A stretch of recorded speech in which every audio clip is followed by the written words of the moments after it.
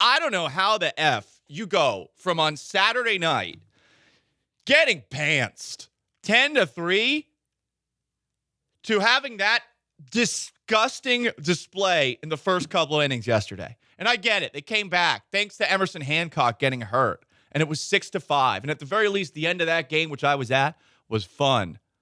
But the Rangers got swept over the weekend, too. You had a golden chance to at least make up one game. You couldn't even win one. I mean, hell, you're lucky the Rangers got swept. Lucky. Because this could be over. The AL West could be essentially over right now. They could be 5.5 games back and just half a game's up on the Mariners. By the way, they're just half a game up on the Mariners after this. And you go into this series, and Martin Maldonado saying afterwards, yeah, we got to really look at ourselves in the mirror. It was a slap in the face. I just don't understand how you're not aware that this team's playing well. Good God, even my baseball idiot ass was aware that the Mariners are on an effing roll. And you just pooped your pants. What was that? I think for our end, I think it should be slap in the face. I would say wake up call. So I think we gotta go out there and play better, with better energy, and don't be satisfied because if you're just playing the game, we gotta go out there and win the game. You need an effing wake-up call for a team you played in the playoffs last year that beat you 3 out of 4 right before the All-Star break, a team that's 8-2 against you on the season. You need an effing wake-up call. It was a slap to the face, and I just do not understand how the Astros came into this series with so little energy, and I think it's rather telling that they said they had a players-only meeting after yesterday's loss to the Seattle Mariners. To their credit, in yesterday's game, after being down 6-0, they came back. It was 6-5 at the end of the third inning. But it did take Emerson Hancock, the Mariners starter, just getting thrown from the game, essentially, with an injury of some sort, for them to actually have that rally, Sean. I was at Minute Maid Park, Sean, for the game yesterday, and I did my walk in the second inning to go find myself my El Tiempo frozen margarita. But the first 2 to 3 innings, it was down 6-0. I'm like, oh my God, this is going to be an absolute disaster of a game. I thought it was going to continue. And I think that the way that it started, with the added context of the night before, where it got out of hand for Framber Valdez and he seemed to throw a temper tantrum, it's just weird to me. It feels like the Astros weren't focused. And they're acknowledging it by saying that they had a players-only meeting afterwards, and several players talked. I don't understand, though, why you need to have something like this. It's a team that you played in the playoffs last year that beat you 3 out of 4 times. They are on a roll. They are chasing you in the AL West. It's a battle for survival. It's not just for, all right, we're getting close to the finish line here. And you can't coast like you could last season. You just can't. You need to find a way to win the American League West. And the Rangers gifted you 3 games. You should have been able to, at the very least, make up 1. You didn't make up 1. And now Seattle's right on your ass, too. So, it's not just that you have to keep pace with Texas. You can't really afford to slip up here. We're now in the, there's a chance they don't make the playoffs conversation.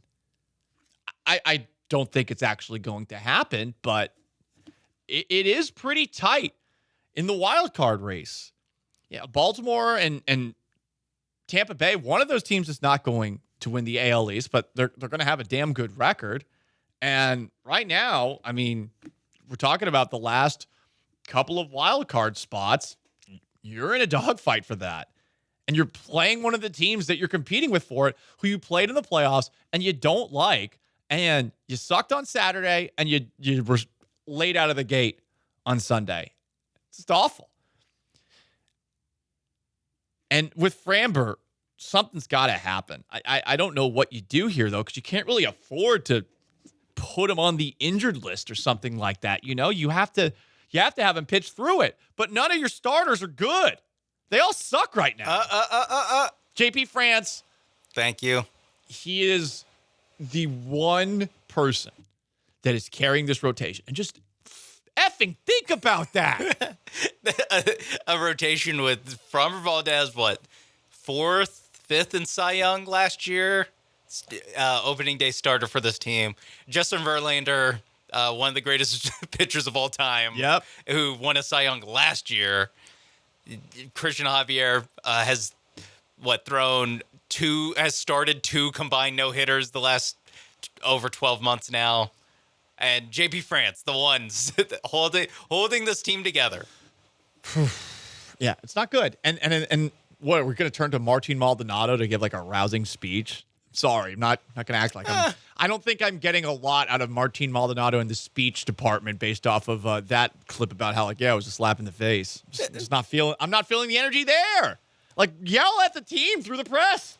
Do some old school stuff. Yell at Ari Alexander on behalf of the team. Or just essentially project the energy necessary to turn this around. I'm like, oh, Martin Maldonado, he's a leader in the clubhouse, which I know makes everyone roll their eyes. It actually is the case, though. And my God, Maldonado, if you don't have this team ready to go for that series, like, what do you effing do here? You don't hit. We know that.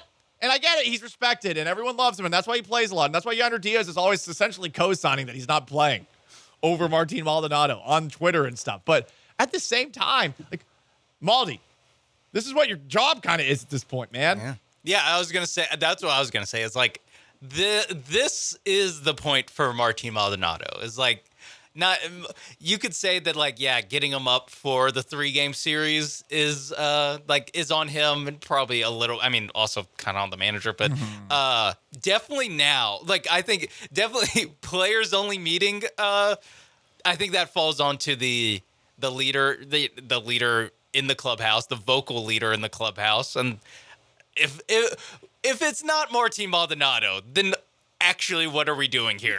That's a great point. Like, that's all I'm saying. I'm sure, I don't have the energy to get mad at Maldonado every day. I really do not. Some people do.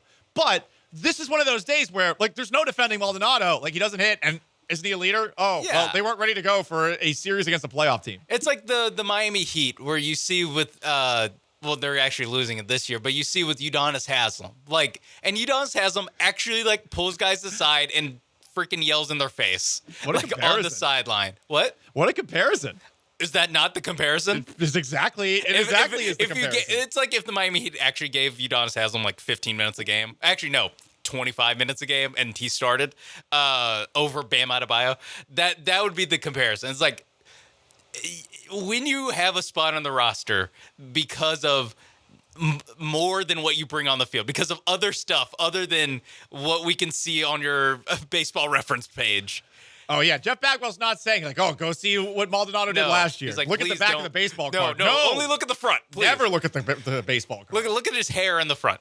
Yeah, if you're on the team for these clubhouse leader reasons, here's your time, buddy. Like, they better, I don't know, they better, I know they play, 7 games against the Red Sox coming up. I think there's a Detroit series in the middle of a 4 and then a 3-gamer. Thank God. Against the Boston Red Sox, because you should at least win 2 out of 3. You should win this series. Look, the Red Sox just beat the Yankees, and they acted like it was their Super Bowl. They were popping beer in the dugout. Yeah. Apparently, Cora was soaked. Like they're doing like Miller Lite showers or something like that in there. I don't know what they're doing. You should win this series, but man, it's easy to pick on Martin Maldonado on a day like today where they weren't ready to go on Sunday. They acknowledged they weren't ready to go, and on top of that, too, on Saturday, if Framber's going to lose his mind out there. And he's been losing his mind a lot recently. Like, that's your job, man. You're supposed to be the one that's keeping him composed. And part of it's obviously on Framber. And I think Framber looks especially mentally weak right now. He just does. So that's partly on him. But what does Maldonado do here? This is one of those days where it's, I think, easy to focus on Maldonado and say, like, okay, well, you're not even doing that, man. So. Yeah, like. Yeah. And someone commented, hey, he did say they wanted Houston, they got Houston. That's true. But that's front runner motivation. Yeah. It's over. We need something now. Yeah. Yeah, no, it's easy when you're rolling to be the voice of the team, to, kind of ask for all the smoke and stuff. Actually, he didn't even ask for the smoke. It was afterwards. Literally, as they're popping champagne, he said it. But yeah, it's like now's the time for, I mean, we're focusing on Maldonado. Like, Bregman, you also should be leading this players-only meeting. Altuve, I know he's kind of the Altuve's quiet. playing well. I know he's the quiet leader, and he's playing well. Maybe time for you to kind of speak up a little, or you're not speak up as in he's not, but it's like those two are who the Astros leaders actually should be, and Verlander too, and just the veteran guys who have won 2 World Series. That should be the guys, and we're focused on Martin Maldonado because that we're given to believe that's the reason he's on the team. It just feels too casual today, and I think their approach going into this weekend was just bad.